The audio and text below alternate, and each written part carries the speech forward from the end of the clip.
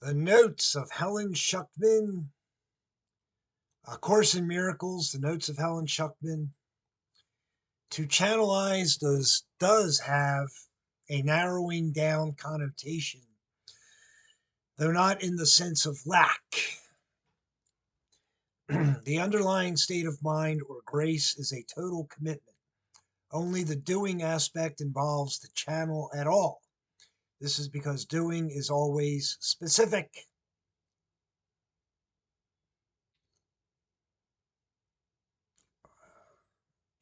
Grace is a good thing. Capital G, grace, in terms of refinement of character. Joy, peace, strength in every way, in every moment, about everything. And it is a total commitment. The will of God, moment to moment, is my expression for the total commitment, but there's plenty of ways of stating the same idea.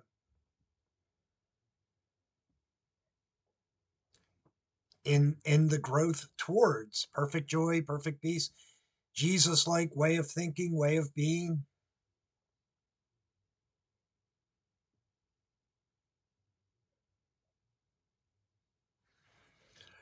All right, reading from the Notes of Helen Schucman, ACIM, and that what I read is probably in the CE version, Robert Perry's book. Okay, as Jack said, a reliable instrument must measure something, but a channel is also valid. It must learn to do only what it is supposed to do. Change the prayer to read, "If you will tell me what to do, only that I will to do."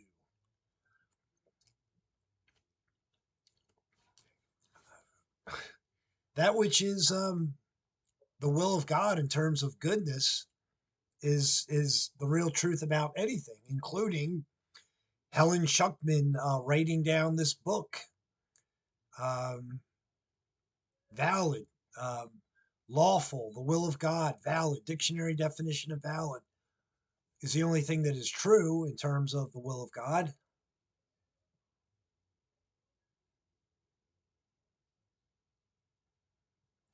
It's all about will, free will. I have to want to do the will of God. It has to be an active process.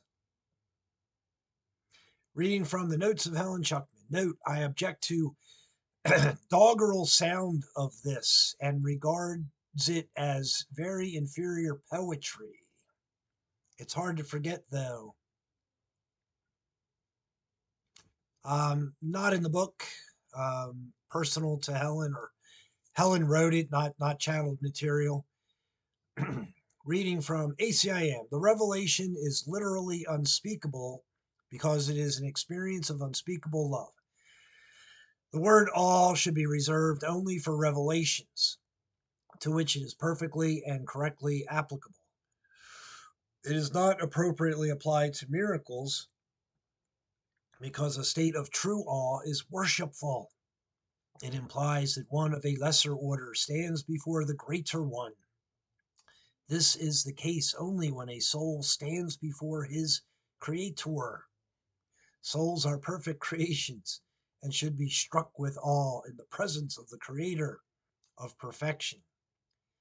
So, Jesus at his baptism, I mean, in terms of revelation, the great rays of God coming in and reinforcing a sinless mind,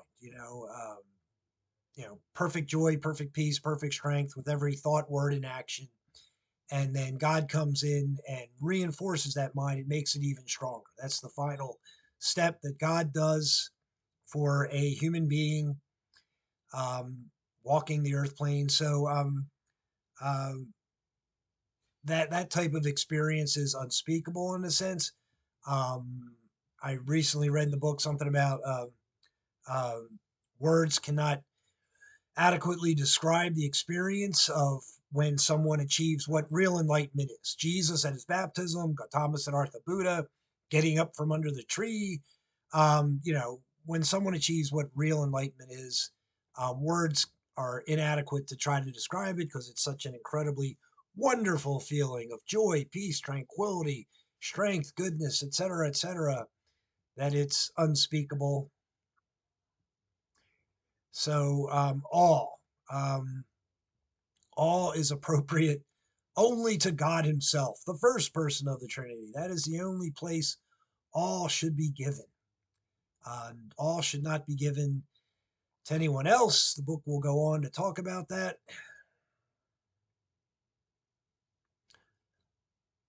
Uh, God is my, your, everyone's, anyone's creator. God is our creator. We are not co-creating God. We did not create God. It's not a reciprocal relationship. Is a phrase in ACIM about that. But God created humans and all beings. It, that's the simple truth of it, and has to be understood. And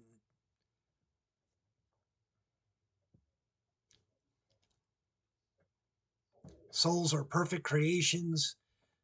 So ACIM, says that we are all created perfect.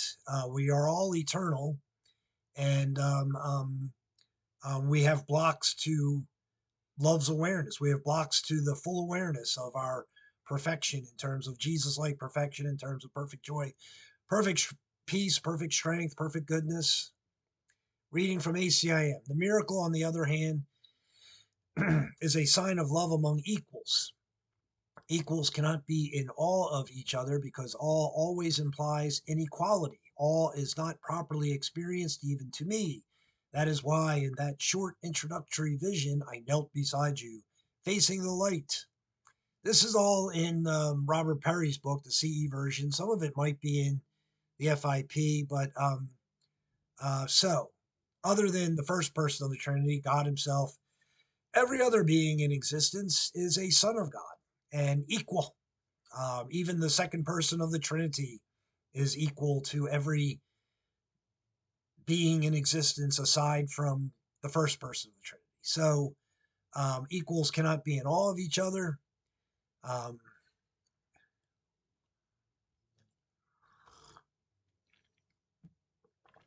uh, I mean, there are definitely senses in this book about being friends with God. There's more than one sense in this book about that as a real truth. Also, friends with the first person of the Trinity. Um, so the author here is saying all is not properly experienced even to me. The author is thought to be Jesus of Nazareth as the author. Um, so um, um, Reading from ACIM, A Course in Miracles, an elder brother is entitled to respect for his greater experience and a reasonable amount of obedience for his greater wisdom. He is also entitled to love because he is a brother, and also to devotion if he is devoted. It is only my own devotion that entitles me to yours, but you will notice that I have knelt at your altar as readily as I would ever have you kneel at mine. So, so again, the author here calling himself an elder brother. Um, the author here is uh,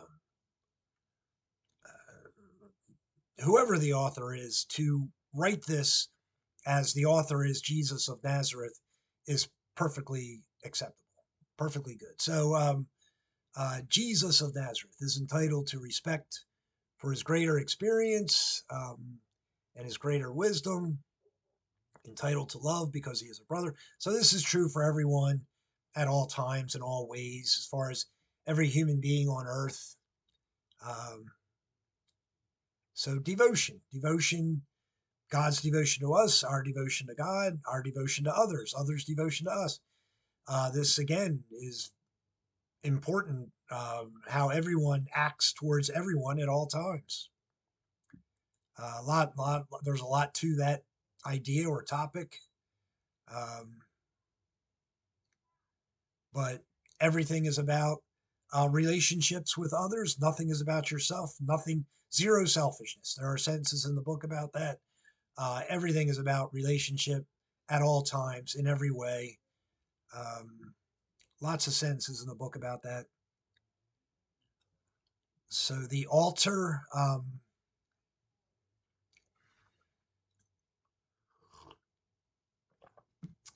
so the altar is talked about a lot in this book.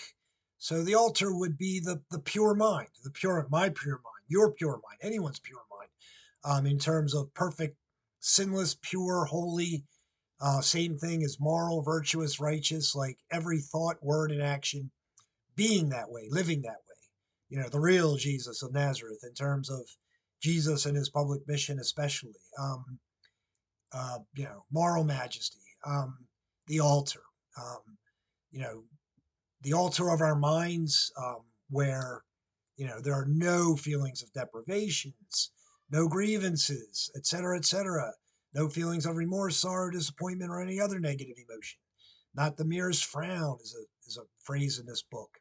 Not the slightest discomfort this book mentions, like mentally, emotionally, and physically. Perfect strength in terms of joy and peace and strength of the mind. That's the altar of our mind. Reading from ACIM, A Course in Miracles, the notes of Helen Schucman. There is nothing about me that you cannot attain. I have nothing that does not come from God. The main difference between us as yet is that I have nothing else. This leaves me in a state of true holiness, which is only a potential in you. Um, so yeah, all of this is in Robert Perry's CE book. Some of it is probably in the FIP. Um, so those who have attained timelessness in the sense that they're living eternally, not that time has disappeared, but that when you're timeless, you're living eternally. Jesus and his public mission, perfect peace, joy, strength, zero feelings of deprivations or zero thoughts, words, or actions that could lead or would lead to remorse, sorrow, disappointment, or any other negative emotion. Real enlightenment. Gautama Siddhartha Buddha had that real enlightenment. So perfect joy, perfect peace, perfect freedom, perfect love, perfect goodness, perfect strength, moment to moment, in every way, every thought, word, and action. And that would be Jesus and others who have achieved that state of mind. So when you're in that state of mind, you have nothing else, in the sense of there's no ego mind present. There's nothing that's not the perfect, joyous, peaceful, strong will of God in every way, moment to moment. And the will of God is only perfect peace, perfect joy, perfect strength, perfect goodness, etc. So Jesus, others, living in a state of true holiness, sanctity to God, perfectly living in the will of God. Um, uh, Statements like the Son only does that which the Father shows him applies to everybody. Um, uh, you know, for God to say, "This is my beloved Son, in whom I am well pleased," applies to everybody. If I, you, or anyone is perfectly living in the will of God, and other sentences that Jesus actually said, other sentences in the Bible, and a lot of those sentences are also in this book. Reading from ACIM, the notes of Helen Schucman. No man cometh to the Father but by me is among the most misunderstood statements in the Bible. It does not mean that I am in any way separate or different from you, except in time. Now we know that time does not exist. Actually, the statement is much more meaningful if it is considered on a vertical rather than a horizontal axis. Regarded along the vertical, man stands below me, and I stand below God. In the process of rising up, I am higher. All of this is in the book. I think it's in any version of the book. Um, and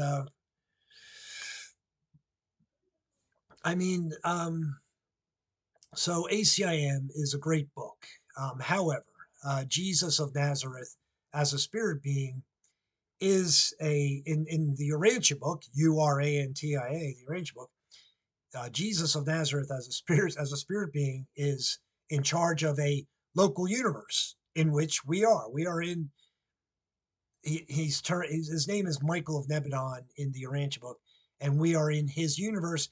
So you will meet Jesus of Nazareth or Michael of Nebadon as you pass through the universe headquarters and move on to higher spheres and higher places in the physical creation, in the creation. So that's a truth.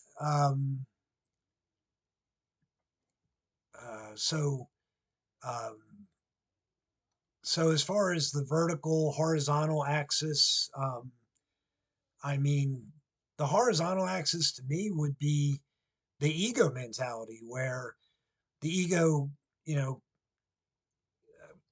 proliferates, or uh, there's many different ways to do ego actions. None of them are peace, joy, strength, and goodness. Trying to do something differently from an ego perspective, because maybe that will never work. If it's not peace, joy, strength in any way, trying it a different way is not going to work. So that's the ego mentality.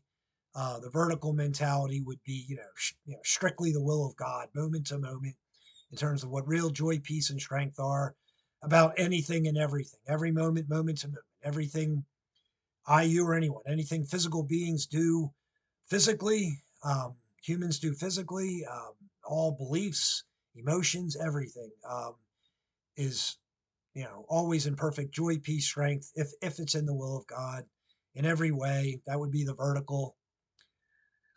Um,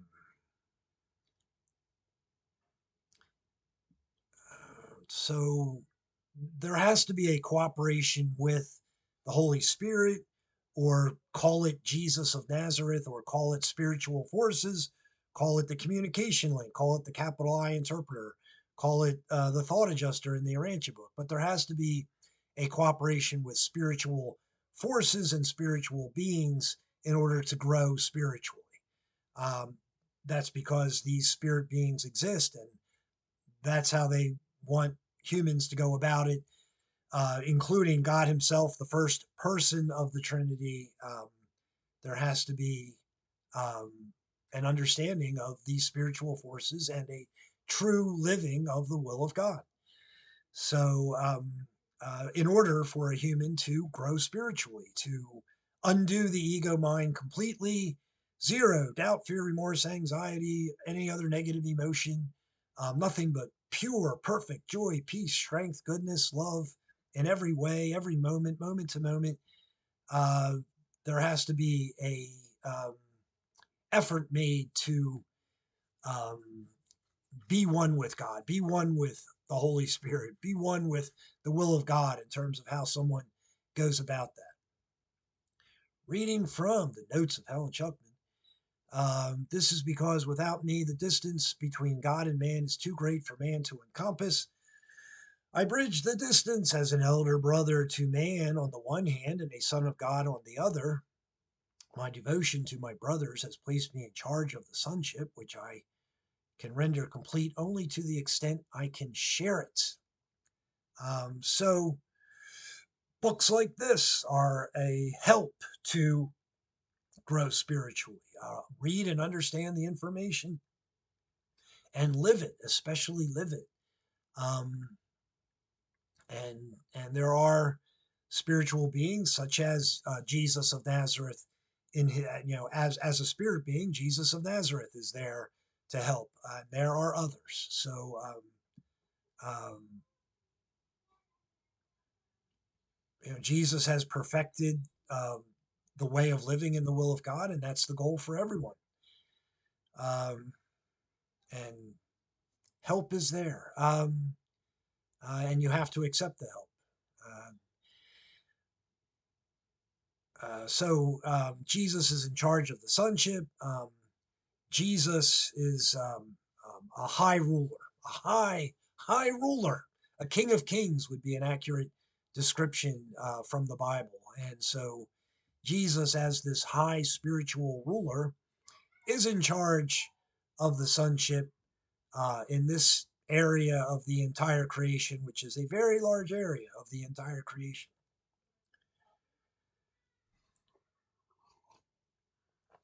Sharing is everything is about sharing in terms of relationship and sharing. Um, um, the gospel of Jesus is the fatherhood of God and the brotherhood of man, which includes ideas such as living the will of God, being of service to others as a primary number one, um, overriding the only way to be type of philosophy mentality is the will of God and service to others every moment, moment to moment. Um, that would include the idea of sharing in every way, every moment, moment to moment. Reading from the Notes of Helen Schucman, ACIM. This appears to contradict another statement, I and my Father are one. It doesn't. There are still separate parts in the statement in recognition of the fact that the Father is greater. Actually, the original statement was, are of one kind. No, Jesus in his public mission simply said, I and my Father are one. So that's accurate in terms of the Bible and the Urantia book, but it applies to everyone. Everyone wants to be able to say honestly, sincerely, within their heart, mind, and soul, that I and my Father are one. I and the first person of the Trinity are one in terms of the way we think, the way we are, perfect peace, perfect joy, perfect strength in every way, every moment, about everything. That would be I and my Father are one. Um, the Father is always greater. The universal Father, the first person of the Trinity, stands alone. Everyone, every other being in existence is an individual spirit mind and also a son of God and also equal. The Father is the only being who stands greater than all other beings. Um, but to say that um, I and my Father are of one kind, same idea. I mean, it's always about being an individual spirit mind. And what I, you, or anyone wants to do is live in perfect peace, joy, strength, goodness, kindness, tenderness, all of that. Any other positive attribute, um, all other positive attributes like that, living in that every moment, moment to moment. And that's exactly how God the Father lives in terms of his being. So then you are, I am, anyone is of one kind with God himself. That little phrase there, God himself, the two words combined is in this book like 500 times or something or more. It's in there a lot. Reading from ACIM, the Holy Spirit is the bringer of revelations, not miracles. Revelations are indirectly inspired by me because I am close to the Holy Spirit and alert to revelation readiness in my brothers.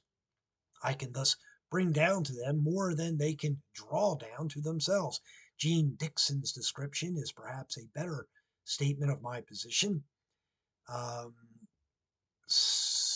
because my feet are on the ground and my hands are in heaven, I can bring down the glories of heaven to my brothers on earth. All right, so um, uh, again, it's a cooperation with spiritual forces at all times. That's the only path to spiritual growth, is to believe in, understand, and live uh, the will of God and cooperate with all spiritual forces and all spiritual beings in order to grow spiritually.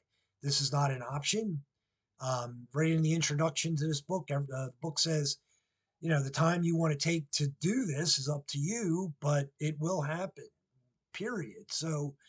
Um,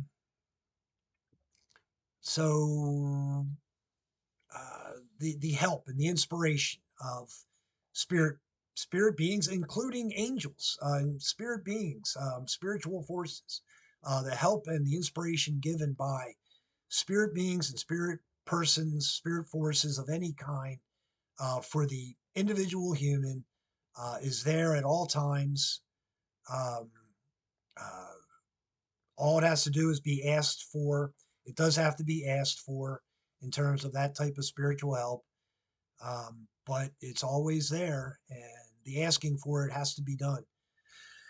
It's the only way to bring about real spiritual growth, is living in an understanding of spiritual beings, spiritual forces, and oneness with them.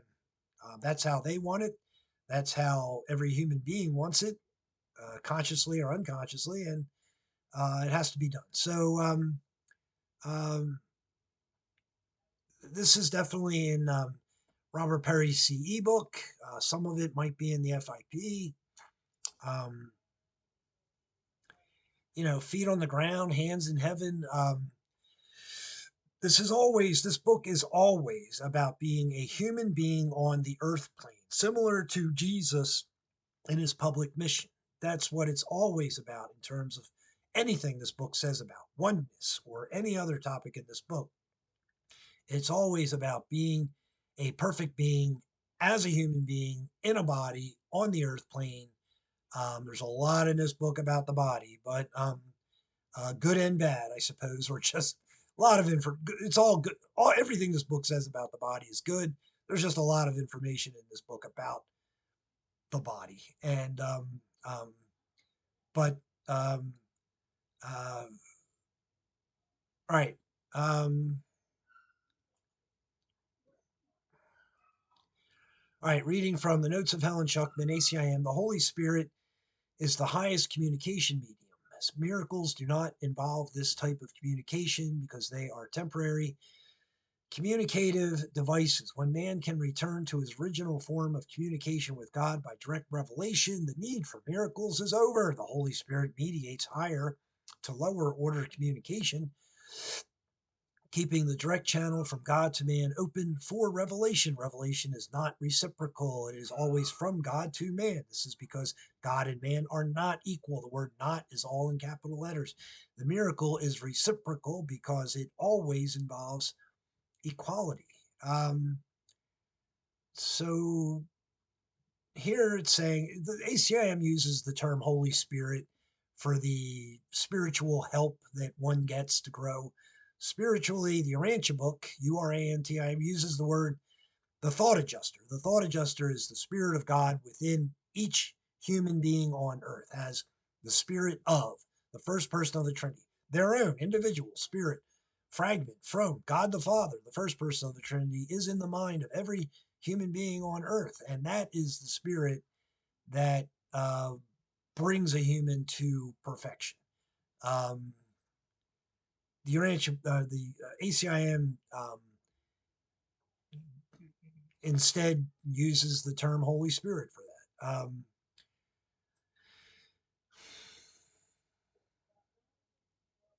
Miracles. So miracles, anything that's filled with joy, peace, and strength, goodness, and the actual physical miracles, such as Jesus did. He did actual physical miracles.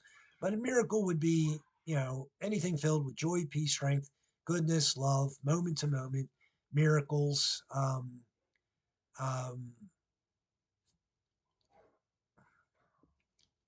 so Jesus at his baptism, he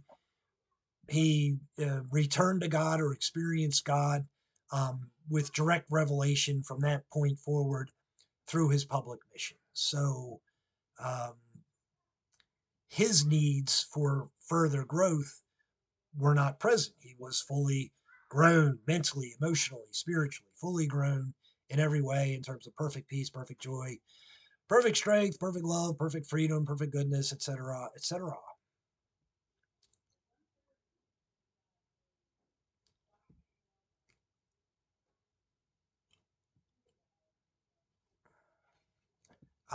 So the Holy Spirit, spiritual forces, um, are always there, always present, keeping what real enlightenment is available for any human being. And ACIM says that the God mind, the Jesus like mind, we all have the God mind, the Jesus like mind, but it's blocked by ego mentality. But the God mind, the Jesus like mind in every human being is there in their mind. ACIM says it's at the center of a person's mind is definitely, one sentence in the book, and I think in a few other places it says the same idea. So um, it's about living from uh, the God part of our mind and undoing, letting go of everything that's the ego mind, um, is the goal to achieve what real enlightenment is. So the Holy Spirit um, is always focused on the God part of our mind, and Uh, so should we. Revelation is not reciprocal. Here's where they use that word reciprocal. Um, you know, um, so okay. So reading from ACIM, the notes of Helen Schucman. In the longitudinal or horizontal plane, the true equality of all men in the sonship appears to involve almost endless time. But we know that time is only an artifact introduced as a learning aid. Um, so living in the ego mentality can seem endless. Um, you know, that which is egoic or not the will of God proliferates endlessly in terms of that which is incorrect. It's not perfect peace, perfect joy, perfect strength. It has remorse, doubt, fear, sorrow, disappointment, anxiety, confusion, etc., any other negative emotion in it. So it can seem endless. Uh, so time. Um, the goal is to live timelessly, not that time disappears. I mean, Jesus at his baptism and during his public mission, time continued, but he was living timelessly because he was in perfect peace, perfect joy, perfect freedom, perfect love, perfect goodness, every moment, in every way, every thought, word, action, every interaction with anyone in any way, all his relationships, everything was perfect in that sense. And so he's living timelessly is the goal.